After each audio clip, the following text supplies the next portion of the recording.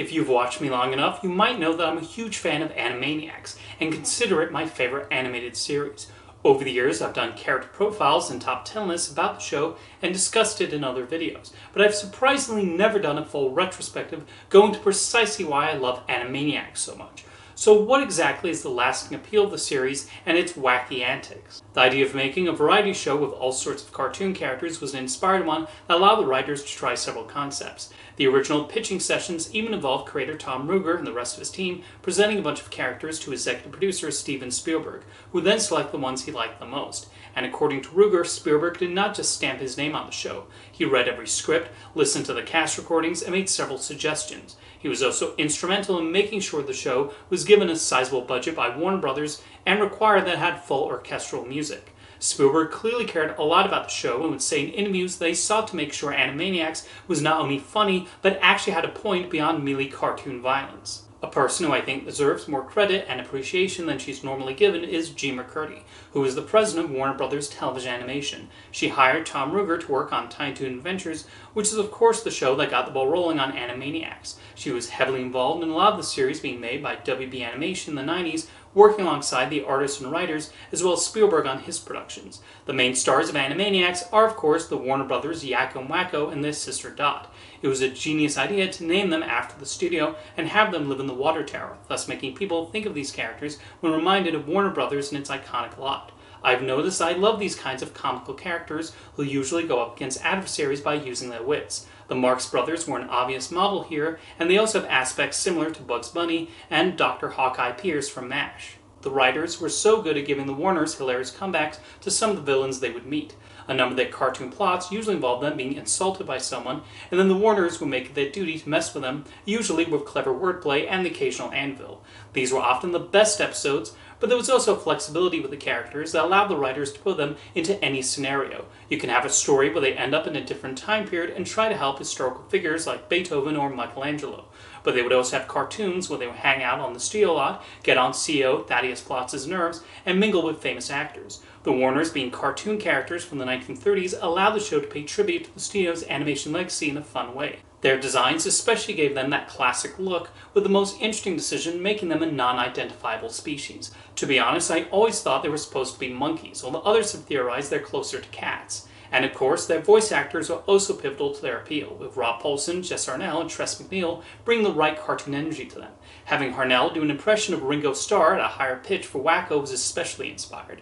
Then you had Pinky and the Brain, which was such an ingenious concept with them plotting to take over the world. The plots they came up with were a lot of fun, and now knowing that Maurice LaMarche's voice for Brain is essentially an Orson Welles impression adds to the delight of these segments. They were Steven Spielberg's favorite characters and became natural fits to get their own spin-off series. Slappy Squirrel was another brilliant idea, playing with what would happen if a cartoon character actually aged. The brainchild of Sherry Stoner, she would often go up against other elderly toons, and next to the Warner siblings and Pinky and the Brain, had probably the most appearances on the show. Rita and Runt was where Animaniacs most utilized its sentimental side, with the touching stories of this cat and dog looking for a home. That they managed to get Bernadette Peters on board was especially incredible, and she handled both the comedic and singing parts with ease as expected from Peters. Buttons and Mindy used the classic cartoon premise of an animal being harmed as they gave chase to someone, although in this case Buttons is trying to protect her, and that leads to some great slapstick bits. Chicken Boo is a character I've long felt sorry for, as he's just trying to fit in, but often deals with prejudice for being a giant chicken. I know it's part of the joke, but you'd think someone would find it remarkable that a giant clucking chicken has become a successful kung fu master or Santa Claus. I recently talked about the Good Feathers and how funny it was that these pigeons were based on violent movie gangsters. It's an example of several jokes that flew over my head when I was younger, but these pigeons getting into hijinks was still funny, showing how the series could work on multiple levels. You also had the characters that did not quite achieve the same popularity as those I mentioned. Minerva Mink was sadly unutilized, only having a starring role in 2 cartoons. She was created by Paul Dini, who is also the co-creator of Harley Quinn, and she brought a lot of spunk to her appearances. However, the sexual nature of her cartoons was seen as maybe pushing the envelope a little too much for a daytime cartoon, although the crew still tried to include her in other segments as much as they could. Katie Kaboom generally had a one-joke premise where she gets angry at even the tiniest thing and was meant to be a satirical take on teenage girl emotions. They had a very specific formula with a lot of the same lines repeated in each segment, but I felt the individual storylines still had a decent amount of variety. The Hip Hippos are generally regarded as the weakest recurring characters, with even Tom Ruker stating he does not like them. I've never minded the Hippos, though.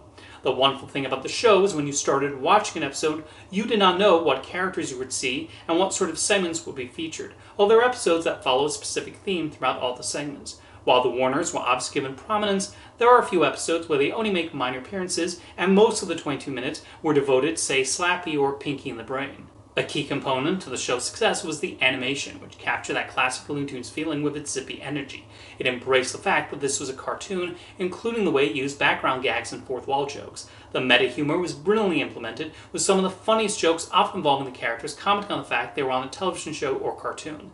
They would also make comments about network censors and even acknowledge Steven Spielberg's role as their executive producer. The way the characters crossed over into each other's segments was another clever touch, playing with the notion they are all working actors, with it being common for Slappy to talk about her contract. The Hollywood insider jokes are part of the reason the show is still admired years later and hold up brilliantly as more people become aware of the inner workings of the entertainment industry.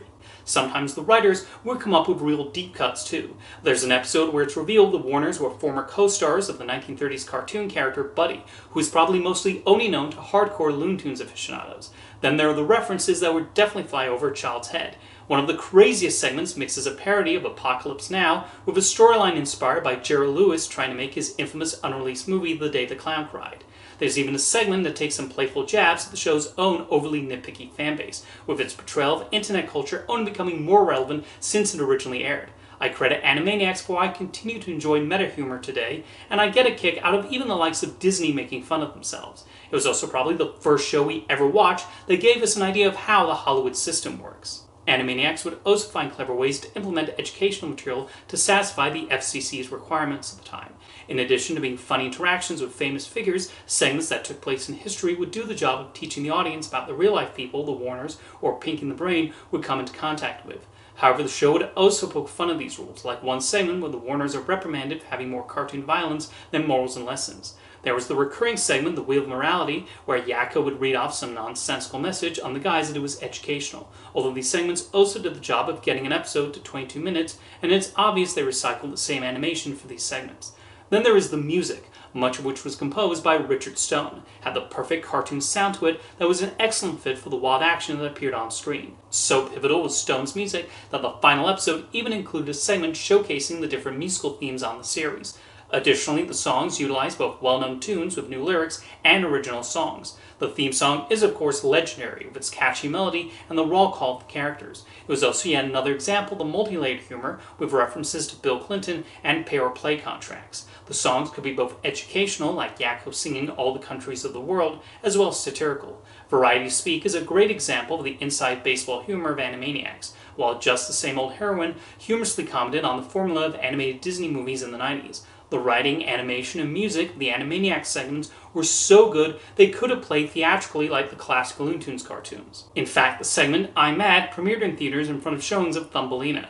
It's a shame more theatrical animated shorts were not produced, as the Warners, as well as Pinky in the Brain, deserved a chance to shine on the big screen too. With all these components, Animaniacs became a massive hit, and I was certainly one of those happy viewers who often enjoyed tuning into the episodes and seeing what mayhem would occur. The series initially played on Fox Kids, before eventually moving to Kids WB for the remainder of its run, with 99 episodes produced in total. The variety nature of the show meant you could often find something to enjoy in each one, depending on which characters you gravitate towards. After the show ended, the team decided to do one last farewell with the movie Wacko's Wish. Released direct-to-video at the end of 1999, it's a wonderful send-off to the characters that even concluded many of their long-running arcs. The story they came up with is a terrific take on the It's a Mad Mad, Mad Mad World concept, with the characters trying to reach the wishing star, and it managed to mix the trademark humor of Animaniacs with a touching story about the importance of community and helping each other through rough times. And of course, the songs are fantastic, including one set to Hungarian Rhapsody No. 2. Having recently revisited the original series and Wacko's Wish yet again, it's remarkable how well the entire show holds up, as well there are a lot of jokes about 90s popular culture. Ruger, Spielberg, and the rest of the production team understood the importance of keeping it timeless, much like the classic Looney Tunes cartoons did. That a lot of the celebrities mentioned are still well-known figures, and fictional characters utilized on the show, like Barney and the Power Rangers, have not left the public consciousness also helps. Same with the fact that even as Hollywood goes through many changes, the deal-making and other aspects associated with the film industry continue to happen in that town. Although I don't think Dot has a crush on Mel Gibson anymore. I think she's got her sights on Chris Evans now. Animaniacs was such a pivotal part of Warner Bros and Amblin in the 90s, it's sort of surprising that after the show ended and reruns stopped airing, they did not do anything with the characters for a while. Despite Steven Spielberg's love for the characters, even he started to focus on other things, mainly the running of DreamWorks Pictures. Although 2 video games were released in 2005, so someone at WB's games division seemed to still be trying to keep them alive. I have to admit that even I stopped thinking about the show after a while, as it stopped being rerun and I shifted towards other television series. And yet, despite that, I think Animaniacs shaped my sense of humor, as I then got into shows like MASH and Arrested Development, as well as Marx Brothers and Mel Brooks movies, which had a similar anarchic spirit, satirical edge, and love of clever wordplay. Then, in 2006, Animaniacs started being released on DVD, and when I saw those characters again for the first time in years, it brought back so many memories of my adoration for it. I remember looking up the segments on YouTube and falling in love with the show again and recalling why exactly I would switch to the channel airing them. As the DVD sets were coming out, I would revisit the episodes, although there was a bizarrely long hiatus between the release of Volume 3 and the final volume. I also caught a showing of Wacko's Wish on Teletoon in 2008, reigniting my love for that movie. For a while I wondered if Animaniacs would ever be revived one day, so they can comment on a lot of the popular culture that's transpired since the show's end. In 2017, it was announced that Warner Bros and Spielberg would be bringing back the series with new episodes, but later revealed that Hulu would be the home. I was really curious how it would be handled, especially since it's clear how much these characters mean to me.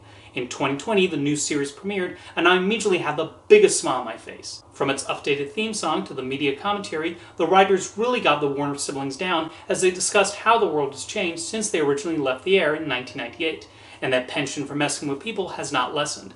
One segment where they frustrate an anchor, obviously modeled after Tucker Carlson, made me laugh so hard and really made my day when I first watched it.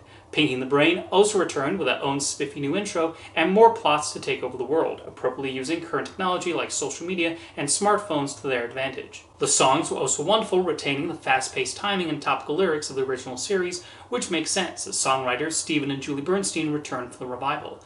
Admittedly, one odd thing about the new Animaniacs was that mostly just brought back the Warners and Pinky and the Brain, while the other characters were largely relegated to cameos. Obviously those were the most popular and beloved characters, but I feel they could have found more of a place for the rest of the ensemble. One complaint I often saw of the revival was that there were a lot of jokes poking fun at modern politicians and the current President of the United States. Except this ignores that the original show was also filled with political humor. The first joke of the first episode literally makes fun of the whole notion of Ronald Reagan becoming president, and there were multiple jokes made about Bill Clinton and Al Gore. So the political commentary of the revival was absolutely in keeping with what they made fun of in the 90s. The original voice actors were also back, and while Rob Paulson's Yakko and Tress MacNeille's Dot did sound slightly different, the energy and comedic timing remained in their performances. Whether revisiting the original television series or checking out this new iteration, Animaniacs has brought me so many laughs with its biting humor and unforgettable set of characters. Thank you to Steven Spielberg, G. McCurdy, Tom Ruegger, and all the other talented writers, animators, and musicians who helped bring the antics of the Warner siblings and their friends to life and provided me with so much joy over the years. See you next time.